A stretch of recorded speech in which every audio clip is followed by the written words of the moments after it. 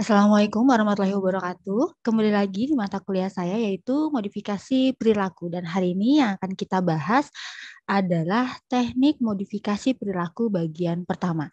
Sebelum kita mulai seperti biasa, silakan teman-teman komen di kolom komentar terkait dengan kehadiran teman-teman semua. Jangan lupa cantumkan juga kelasnya. Oke, langsung aja ke materi. Saya akan share screen terlebih dahulu. Nah, ini adalah pembahasan kita hari ini ya. Dan topiknya hari ini ada relaksasi, flooding, dan desensitisasi in vivo. Yang pertama yang kita bahas adalah relaksasi, merupakan kondisi di mana seseorang tenang secara psikologis dan fisiologis yang ditandai dengan rendahnya ketegangan dan gejolak baik secara fisik maupun juga psikologis. Nah, ini adalah hal-hal yang harus diperhatikan dalam relaksasi. Yang pertama, setting, yaitu tempat pelaksanaan relaksasi. Tentu aja harus nyaman dan bebas dari yang namanya interupsi atau kebisingan gitu ya, yang sifatnya distraksi. Kemudian panjangnya pelaksanaan relaksasi, ini bisa sekitar 10 sampai dengan 30 menit. Biasanya kalau lagi belajar, relaksasi ini dilakukan lebih lama lagi. Nah, relaksasi ini semakin sering dilakukan karena terbukti efektif mengurangi ketegangan dan juga kecemasan, membantu orang yang mengalami insomnia dan asma. Di Indonesia pun juga udah banyak banget nih penelitian yang membuktikan bahwa teknik relaksasi ini dapat membantu individu dalam memodifikasi perilaku. Ada 3 jenis relaksasi. Yang pertama, progressive muscle relaxation atau progressive relaxation. Secara bergantian membuat anggota tubuh itu yang tadinya tegang menjadi rileks. Kemudian yang kedua ada autogenic training, merupakan teknik di mana individu ini membayangkan berada di situasi yang menyenangkan dan juga tenang. Ya. Kemudian yang berikutnya, ini adalah prosedur dari autogenic training. Yang pertama bersikap pasif dan rileks, memberikan kesempatan pada tubuh untuk berubah mengikuti proses secara alamiah, kemudian memilih gambaran tempat yang tenang dan menyenangkan seperti di pantai atau di kebun, ya dan lain-lain yang pokoknya yang di pikiran Anda itu tempat yang menyenangkan dan tenang.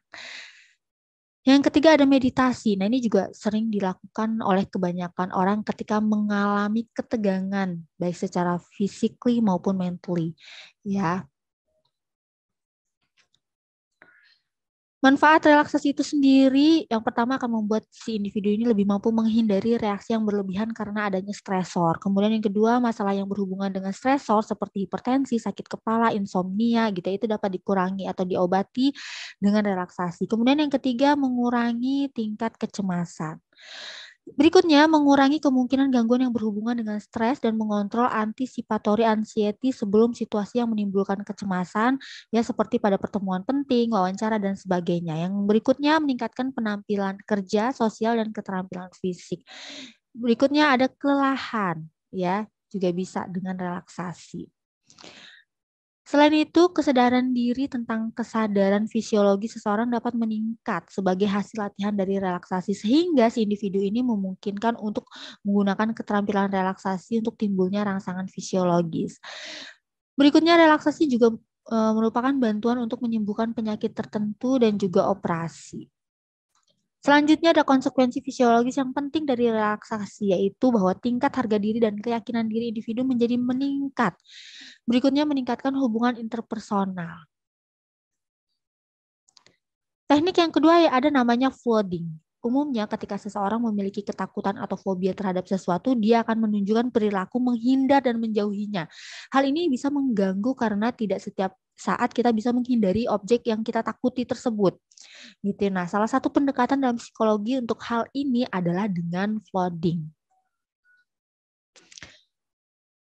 Flooding ini ya, terapis ini akan mengekspos subjek atau klien dengan objek yang ditakuti secara intens. Jadi subjek ini dipaksa ya tanda kutip untuk menghadapi ketakutannya sehingga diharapkan subjek tersebut bisa berubah perilakunya terhadap benda yang ditakutinya. Jadi flooding adalah suatu bentuk dari terapi pemaparan di mana subjek dihadapkan pada stimulus pembangkit kecemasan tingkat tinggi baik melalui imajinasi ataupun situasi aktual. Hal ini dilakukan karena kepercayaan individu adalah bahwa kecemasan merupakan representasi dari respon terkondisi dari stimulus fobik dan akan menghilang jika dirinya tetap berada di dalam situasi fobik tersebut untuk waktu yang cukup lama dan tidak terjadi konsekuensi yang merugikan.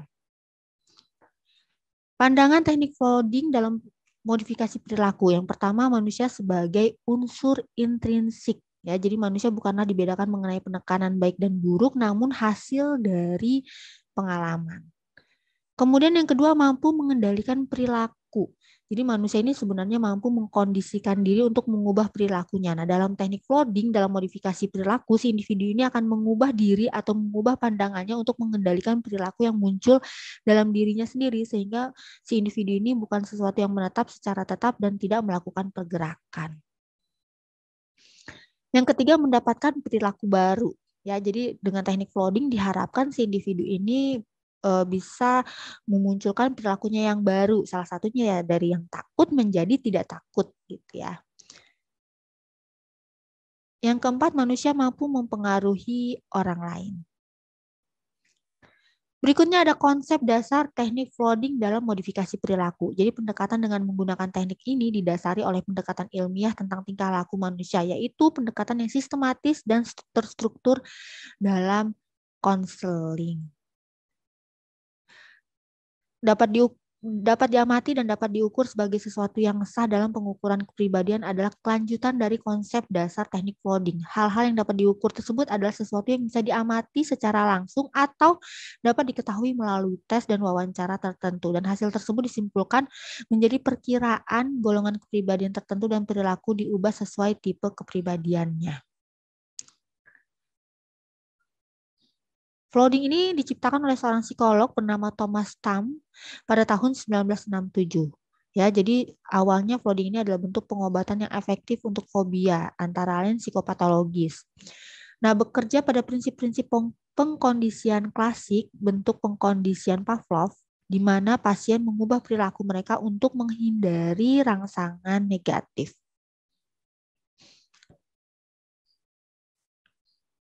Nah, teknik flooding ini dilakukan untuk satu, mencari stimulus yang memicu gejala. Yang kedua, menaksir atau menganalisa kaitan-kaitan bagaimana gejala menyebabkan perubahan tingkah laku klien dari keadaan normal sebelumnya.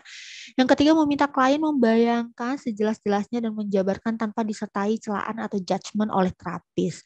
Yang keempat, bergerak mendekati pada ketakutan yang paling ditakuti yang dialami oleh klien dan meminta kepadanya untuk membayangkan apa yang paling ingin dihindarinya. Kemudian diulangi lagi prosedur di atas sampai kecemasan tidak lagi muncul dalam diri klien.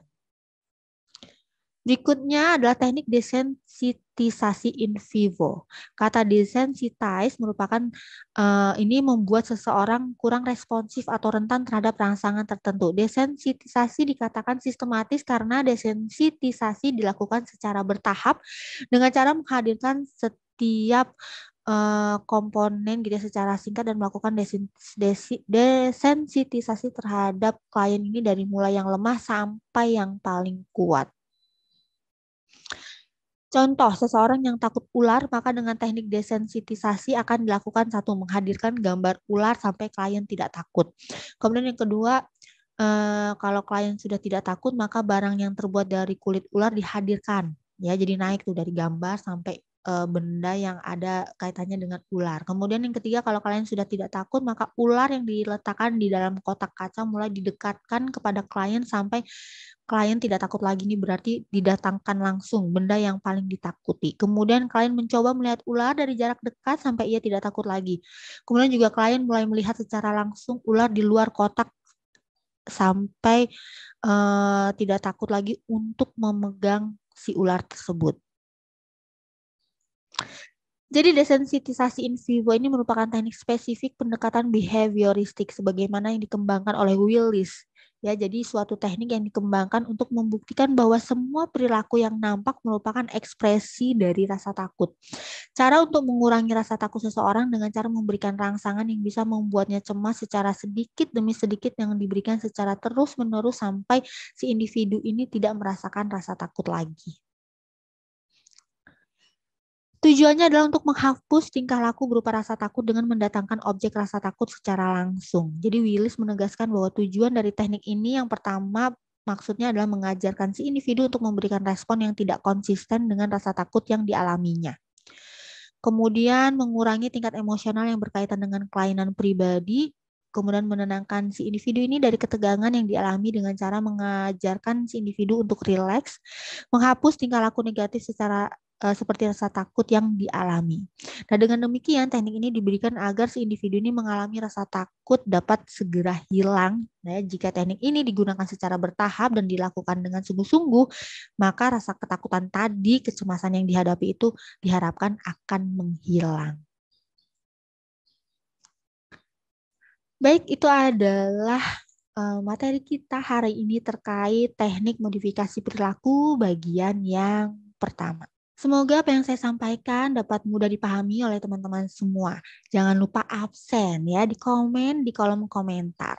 Langsung aja saya tutup. Wassalamualaikum warahmatullahi wabarakatuh. Bye-bye.